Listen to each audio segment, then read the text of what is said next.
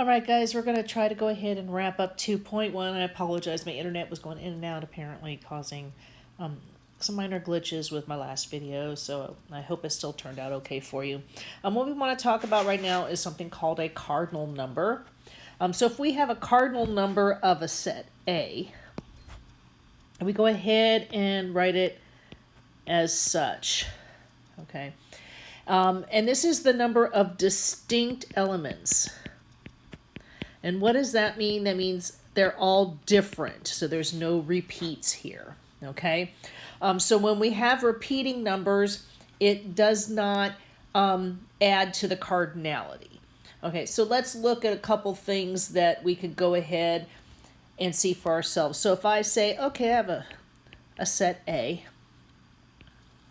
that has the elements 3, 5, and 7. I have a set B that contains the elements 3, 5, 5, 7. Okay. It does not matter that I have a repeating 5 here. Okay. My cardinality of A is equal to the cardinality of B, which is still equal to 3. So there's 3 distinct elements for both of these sets. All right. So if we go ahead, and I'm going to look at example 9, and I'm not going to write it all down. I have a set A that has numbers 6, 10, 14, 15, and 16. Okay. Seeing as all of those are distinct elements, my cardinality of that set A is 5. Apologize. All right.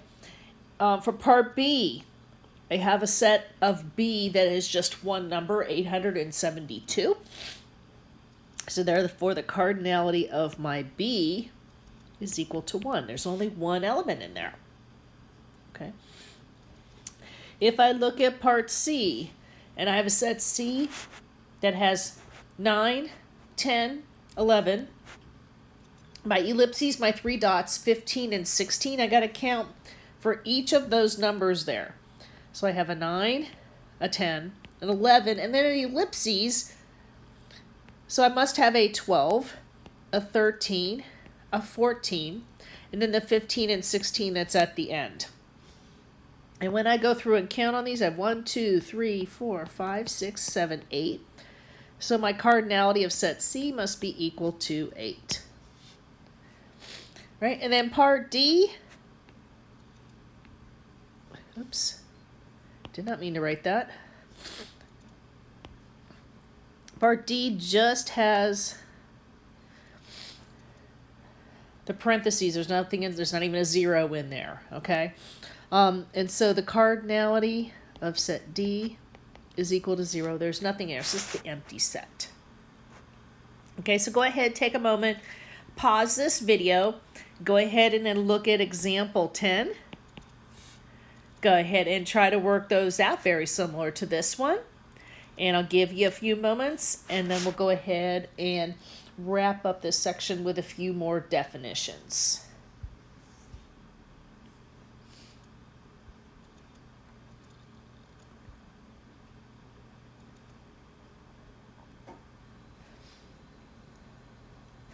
Okay, so if we're going to look at equivalent sets,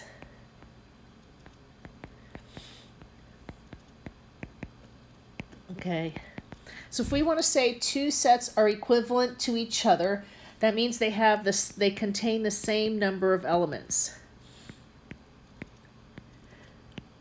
Okay, same number. Okay, so they have to be equal to each other. And we go ahead and look at these. If they have the same number of elements and they're equivalent, that means their cardinality is also exactly the same. Okay, so they have to have the same number of elements. Then they also have to have, obviously the same number of distinct elements. Okay, so if two sets are equivalent, they have strictly the same number. Okay, so they both have 3 elements. All right. And that means if they have the same number of elements, their cardinality should be the same. Right?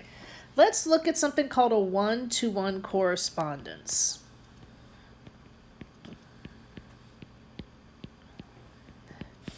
And this, if you took algebra, you may have also heard of this too. Okay. If this happens, we have to have equivalent sets.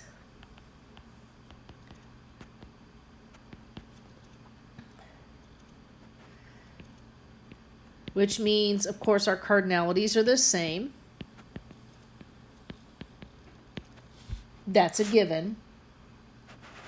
And if they're not, they won't have a one-to-one correspondence. They could have the same number of elements, but that means their cardinality is not the same. And that equal sign with the line through it means they're not equal to each other.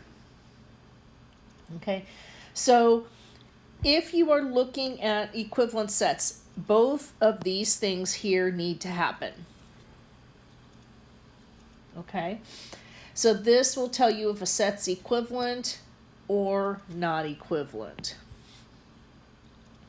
Right? If we're looking at finite sets, all right, so let's look at this idea of finite sets.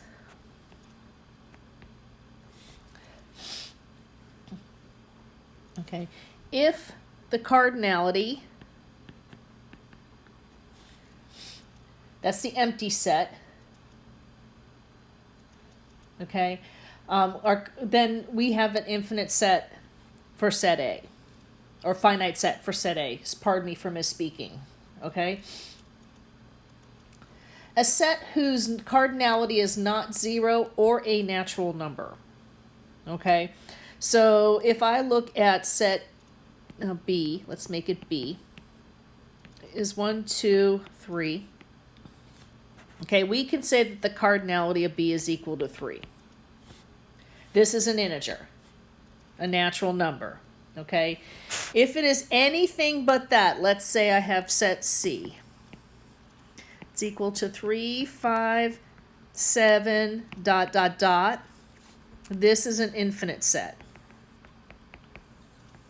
Okay, I don't know where this ends.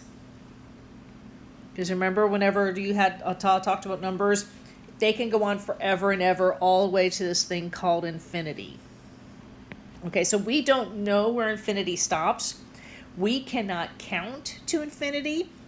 So therefore, if it's not an integer or not 0, it is an infinite set. Okay. So look at those examples. For example, 13, kind of give you an idea of what's going on there. Basically, what you're looking at is a place of it that has no end. Okay? So if you have ellipses and nothing at the end of it, it's going to be an infinite set. All right. The last section of 2.1, oh my goodness, thank goodness. All right. We want to talk about equal. Okay? So if set A is equal to set B, they have the same number of elements. And here's the kicker here, because we don't have this idea of cardinality here, regardless of repetition.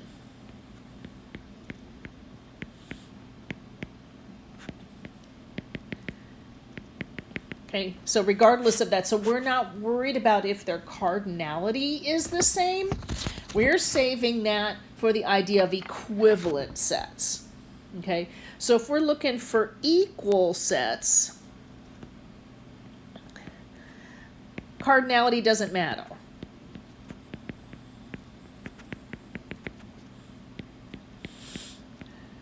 Okay, so for equivalent sets, cardinality matters. For equal sets, cardinality does not matter. And this is the big distinction between equivalent sets and equal sets. I want to go ahead and look at example 15. Okay? And I want to go ahead and look at B specifically. I have a set 4 and 5. And I want to say it's equal to set 5, 4, an empty set. Okay, these are not equivalent. Okay, so, these are not equal, sorry. Misspoke again. Are they equivalent? Let's talk about that. Do they meet the criteria? Okay, do they have the same number of elements? No. Right away, they're not even equivalent. We don't even have to worry about cardinality. So not only are these not equal, they are also not equivalent, right? So I'm always here to help you guys out. This is all of 2.1. If you have any questions, shoot me a message, and I'll get back to you as soon as I can. Until then, I'll see you for 2.2.